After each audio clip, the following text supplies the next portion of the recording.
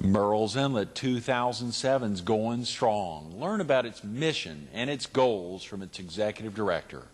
Coming up next on Carolina People.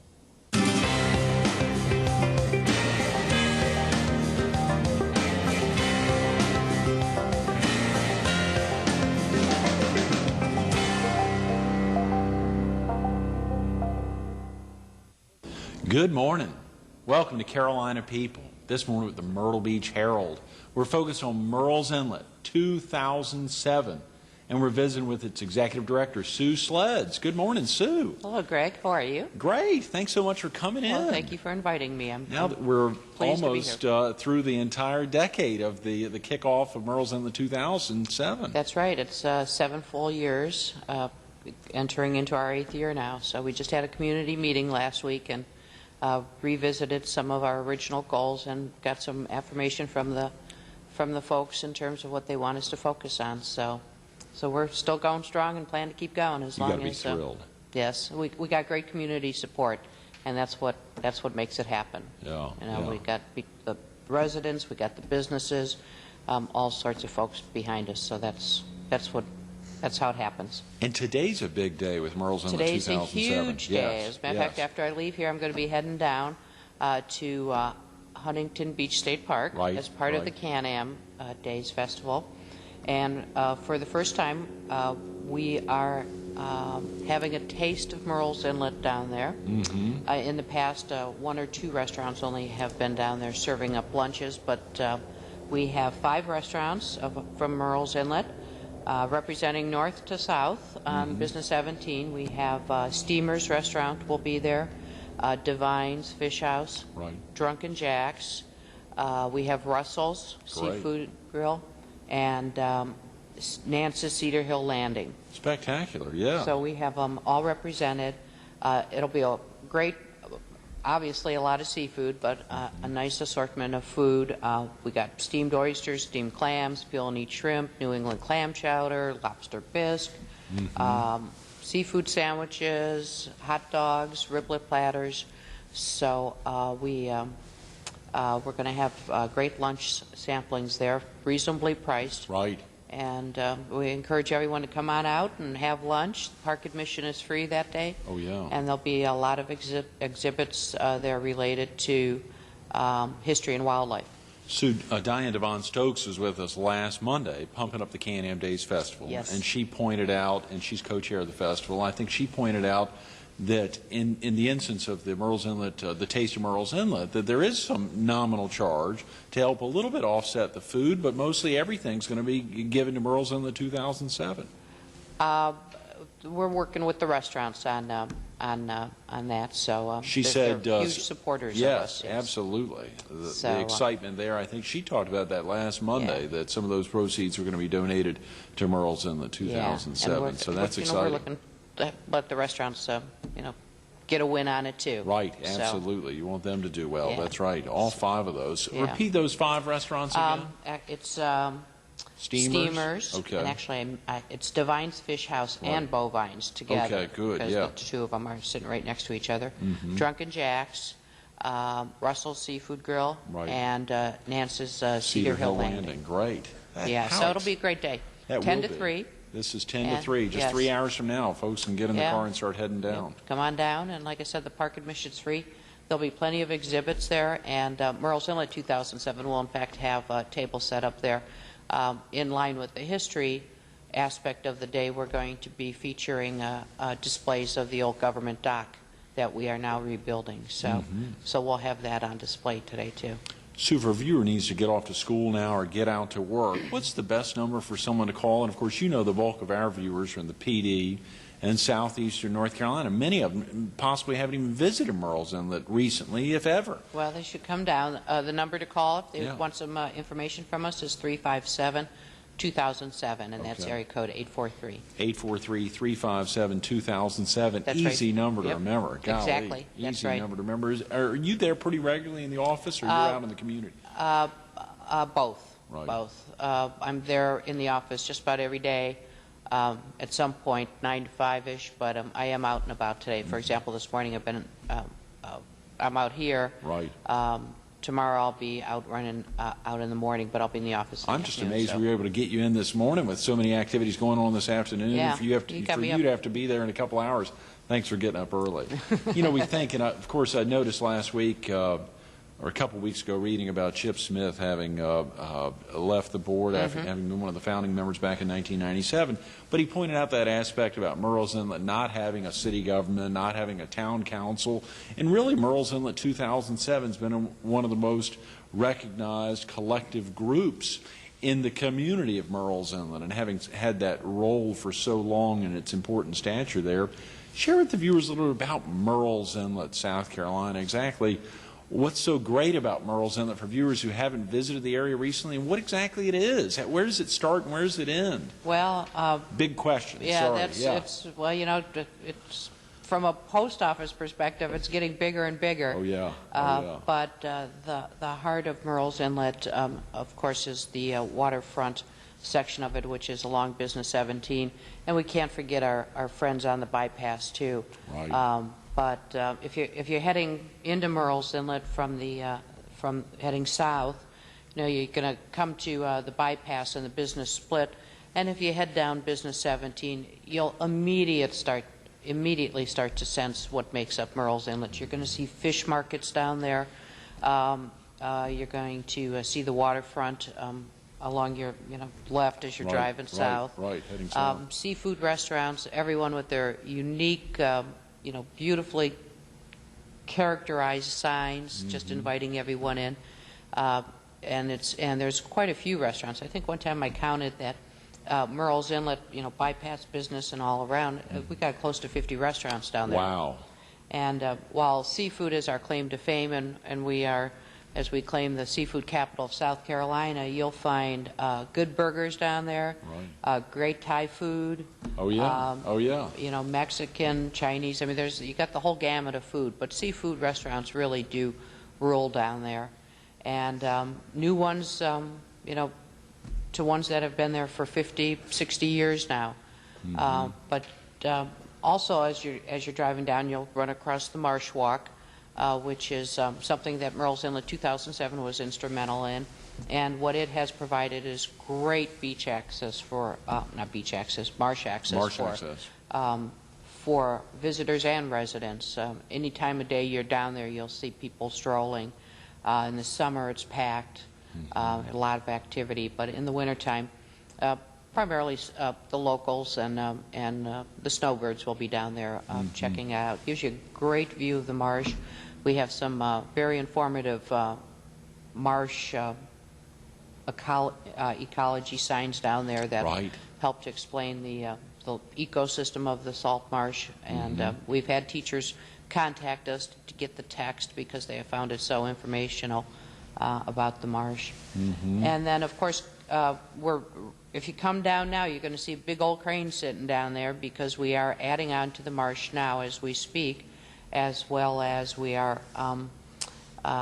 rebuilding what has always been affectionately known as the old government dock. And we can get into that in a second. Sure, in just a minute. But keep proceeding down Murrells Inlet and Business 17. Just when you thought you might have hit it all, you just got to keep going because there's more to be had as you get further south. We have Morse Landing Park down on the south end near the Hot Fish Club and Russell Seafood over there. It's the only piece of public park that I believe sits on the marsh, on the Waccamaw Neck, and it's an acre of land that 2007 worked with the county and the residents to acquire. And it's just a nice little park to go walk through, or beautiful view of the marsh there. Right there next to the Hot Fish Club. It is beautiful. Yes, I walked by it every morning for a couple of years. Yeah, and people probably drive right by it and don't even realize that it's a public space. But there's a nice Morse Landing Park sign out there. And then further down, again, you might think you're at the end of the activity there, but you could get on further, and there's still another Cedar Hill, Nancy Cedar Hill landing still at the end. And at the very southern end of it is where we're going to be putting in a bike bridge that will be the connection between the Huntington Beach State Park bike paths and the Merle's Inlet bike lanes. So there will actually be a bridge from almost from 17 Business over into Huntington Beach State Park? Yeah, that's right. Down at the southern end, where just before, if you're heading south, just before where Business and Bypass reconnect. Right. If you look over to the east, to your left, you'll see a beautiful view of the marsh. Oh, yeah. And that's where we're going to put a low bridge so we don't obstruct the view for passersby. But it'll be about a 300-foot long bridge built in the likeness of the Marsh Walk. And that will be what connects the trails that come up through Huntington Beach State Park and the bike lanes that run down Business 17. I wasn't aware there were any trails from Huntington Beach State Park. Well, there aren't now, but they're in the works, and I believe Bike the Next responsible for those. And those, last I heard, it was about a year and a half that the trail should be through the park. Is that right? And then, you know, a little south of Merle's Inlet, then there's Huntington Marsh or some of those nice homes right there on the water. So these trails will really come up right to the back of those homes. The bike paths there. Running along Bypass 17. That's right. Yeah. That's fascinating. Yeah, and the trail through the park is actually going to run through the woods. So it's going to. I know a lot of people are excited about the access. Yeah. It's going to. You know, you can. A camper or anybody could hop on their bike in Huntington and Russell's, come on up and or have to a Morris burger or Landing. something. Absolutely. Golly.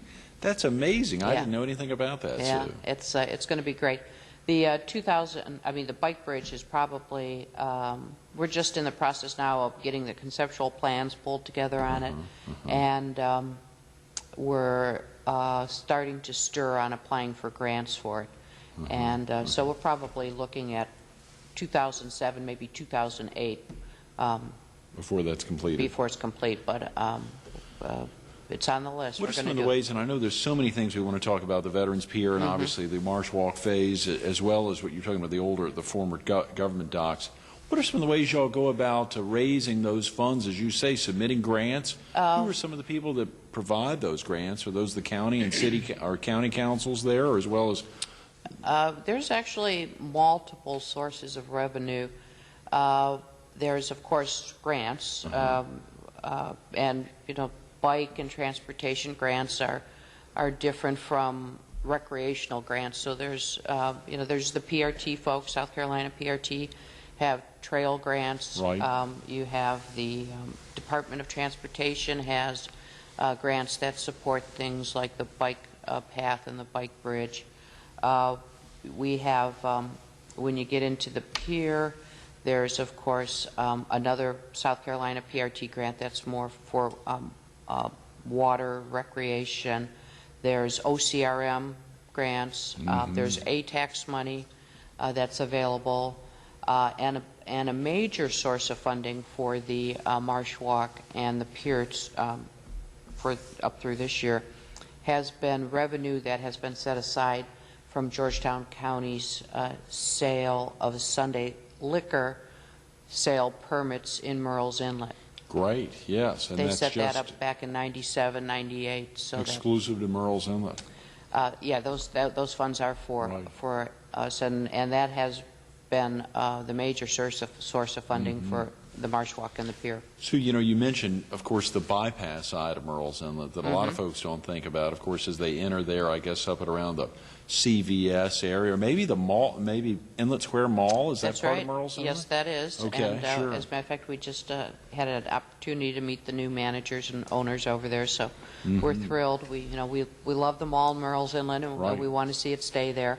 And it's a great mall. I mean, it's, you know, anyone who is a frequent visitor just loves that mall there. Absolutely. So that is most definitely Merle's Inlet, and actually, technically, you know, from it's county line. Yeah, it's a little bit of Horry County. Is Merle's there's Inlet a mix of Horry County and a mix of Georgetown County. And Mount Gilead, is that? That's considered Merle's Inlet also. Is that right? I wasn't aware of that. So there is a good portion of Horry County then. Yes, there is. It actually, I think it's somewhere up around the Garden City connector area, maybe just a tad bit north of that, but that's all considered Merle's Inlet.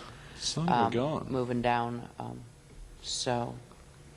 I wasn't aware that that much of Horry County was considered, of course, the former... Well, then you go out 707, too. Right, yes, all that area, the yeah. TPC area, I know they consider themselves part of Merle's Inlet. That's right. And the fascinating aspect there is that Merle's Inlet 2007, which normally you think about y'all's activities primarily being around the waterfront side, I assume most folks would consider that really Merle's Inlet is so large. Yep. Well, you know, when 2007 got formed back in 1997 with the 10-year vision, it's not intended to stop in 2007. It was just a 10-year vision at that time.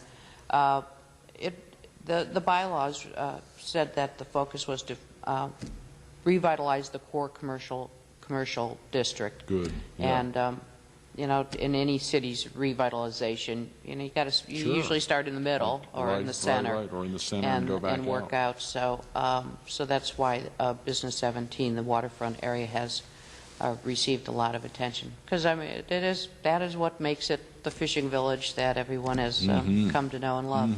Absolutely, the seafood capital of. You said South Carolina. I've always heard the world, so that's well, great. thank you. Absolutely, you gave us a My promotion. uncle sure pumps it up. You know, I've got to give another little plug. You mentioned Thai food, and I've got to say it. Even though this is a non-commercial show, I visited Blue Elephant a couple weeks ago, and was startled to get the check because, of course, it said no credit cards. And, of course, I was shocked, and the gentleman was kind enough to just say, come back in the next couple weeks to pay me. Yeah. Because, of course, all I had was a credit card with me. And he was very, the doctor there who runs the Blue Elephant. Yeah, he's fascinating. Very nice gentleman. So a nice thing. And I mentioned that to some Merle's Inlet natives the other day, and they were thrilled. Hadn't yet been to the place.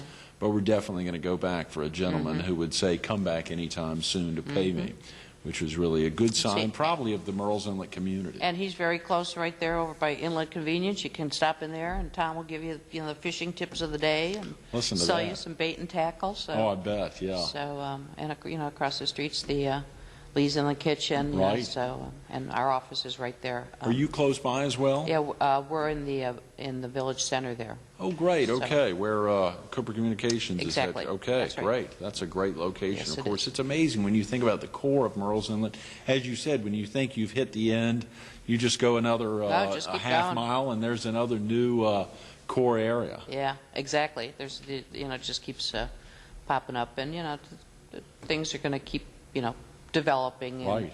And we'll have a nice continuous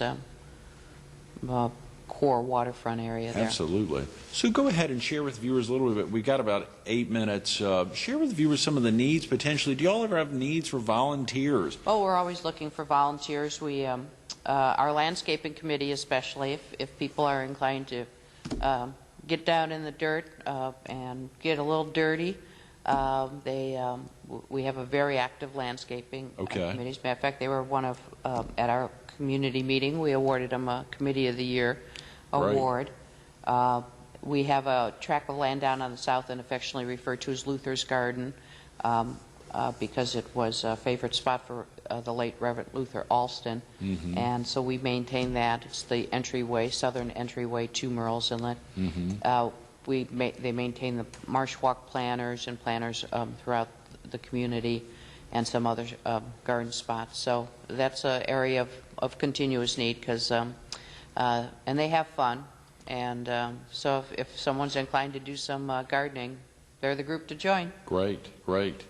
And they can contact us. And as fundraisers come up, we're always looking for volunteers to help us out. We're running them continuously. We have one coming up in mid-April. Mid-April. It's our annual golf and tennis tournament. Okay. It's held at Wachesaw Plantation, and it's a private course, so it's a fantastic opportunity to play the course if you don't have that opportunity readily. And it's $125 per person for golf, or $40 for tennis, and that includes continental breakfast, golf or tennis play carts, tennis fees, raffle chances, a giveaway bag, as well as lunch at Kimball's. So it's always a fun day, and so we encourage everyone who might be interested to contact us and get signed up. And it's a four-man best ball, full handicap shotgun start. So come on down and play some golf. Great. Okay, that's April 18th. Yeah, why don't you take the day off and come down? We'll commit. Well, I'll definitely think about that. And the great aspect there, again, a viewer can call 843-357-2007 That's to right. get the particulars. You'll also have a website, Sue. That's right, www.merlesinletsc.com. Okay, merlesinletsc.com. Some good info there. Yes. That talks a little about the history of Merle's Inlet 2007. Right, about, what broad brush of what's offered there, as well as we have a calendar of events that we try to keep current for people to check of what's going on. Am I correct that less than a week after the golf tournament, I think it's April 24th, you all have a spring tide? Spring tide. It's somebody just the other day was telling me his two favorite days of Merle's Inlet are July 4th and spring tide. It's community cleanup. Okay. It started out as a water cleanup after Hugo, and it has turned into a land and water cleanup. It's referred to as the festival where everybody works. I show up at 9 o'clock in the morning down at the Hot Fish Club, check in, get assigned an area, go out, pick up your trash, come back with any prize, prize finds, and then all the restaurants from the inlet provide chowder on the chowder cook-off. Great. So you get to come back and eat, and local musicians are there to entertain, and then people spend the afternoon having fun after cleaning it up. And I think it's always a couple, 3-4 tons of trash that get picked up. Yeah. There's big dumpsters sitting there, and backhoes come in, and the boats just keep bringing in the stuff, from the marsh too, as well as from people from the street. So it's a great day to help out the community and have fun. Another side of that great day is you'll be celebrating your first year. You're right. You're right. April 23rd last year is when I started. That. You're pretty Golly, good. on the nose there. That's exciting. Right. Yeah, that'll be my first year anniversary as being in this position. I had volunteered with the organization for a couple years. I started out with the rebuilding of the Veterans Pier, taking care of that project, and so I slipped right into this position when it became available, and I'm loving it. Melissa Newsom had called us, who I think just set up a new company down in Merle's Inlet in December, Anchor Lines, and said you'd be a spectacular guest. And of course, she had been talking about Merle's Inlet 2007 for a long time. It's it's a pretty powerful little organization. We just had someone in from at our community talk from who was with us in '97 to get us going from community builders, and she made the statement. She said that Merle's Inlet, the community has done more than many towns and villages have been able to do. And again, it's the power of the community support, because without it, we couldn't do it. Absolutely, Sue. They're great. Share with viewers in a couple of minutes just a quick plot summary on the Veterans Pier phase, the Marsh Walk Pier, just to highlight a couple of those aspects. As, of course, you highlighted the bike bridge, the big landscaping which is going on and is instrumental, but of course the Veterans Pier and the Veterans Pier is going to be thought of as the crowning jewel of the Marsh Walk. It's going to map the footprint of the old government dock. The old government dock was a dock that the Army Air Force set up for crash boats during World War II that were used to retrieve downed pilots. It's going to be a 1,400-foot long fishing pier, free public access, open for fishing, and right now, come this summer, August, we'll be done with 750 feet of the walkway, and then we're going to stop there. We need to find some parking, and then, of course, raise more money. It's $1 million project in its entirety. The community is 100% behind it because, all the locals have great memories of that old pier from after the war. It became the favorite fishing spot down there. So we're looking to recreate that. And then this year also we're extending the Marsh Walk another 140 feet just beyond the Dead Dog. So you'll be able to go from Devines, in between Bovines and Devines, past Drunken Jack's, Dockside, past the Dead Dog, connect in, walk on the walk out to the pier, and there'll be a restaurant over there where Captain Dick's is called Sledz that'll be opening up, and that'll from point to point it would be a mile long when it's all said and done. Right at a mile. It's going to be great. That is fantastic. Folks are thrilled. I'm sure folks are thrilled right now. As you look back over the last 11 months, Sue, what's been the most exciting aspect for you actually in this position as executive director, knowing you've been involved as a volunteer for many years? The most exciting? Yeah. Oh, I don't know. I think, there's many exciting aspects to it. I guess the pier is close to my heart because I'm a project manager at heart, so to be able to see us be able to make so much progress in our first fell swoop, thanks to Georgetown County and their support, I think that's been very exciting to see that we'll be able to get so much done in this first phase for the community. That's great. Sue, thanks so much for being with us this morning. Thanks for having me. Absolutely. I'll come back Good luck sometime. today at the Taste of Merle's Inlet. Well, thank you. Absolutely. You going to stop down? We'll get down there very definitely. Stay tuned to more Carolina People with Sue Sledz coming up next.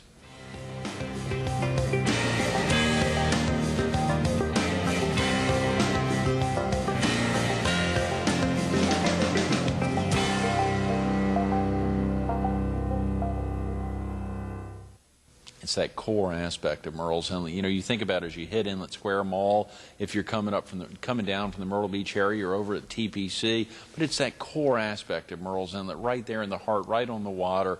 You know, Murrells Inlet extends out to so many places. Think back to the mid-'90s as they're trying to think about how to revitalize that core area. Oftentimes you hear about redevelopment in downtowns where it starts in downtown and then it keeps going out into the suburbs and it comes back to downtown. The revitalization has to happen in the area where it all began. It's happening in Murrells Inlet every day. As you think to 2007 and beyond, you think about all those activities. Get down there. Take the time to give them a call at 843-357-2007 or head on down to the Taste of Murrells Inlet today from 10 to 3 down at Adelia Castle at Huntington Beach State Park. It'll be tremendous. A great opportunity to get out to support Murrells Inlet business, bringing commerce and community together.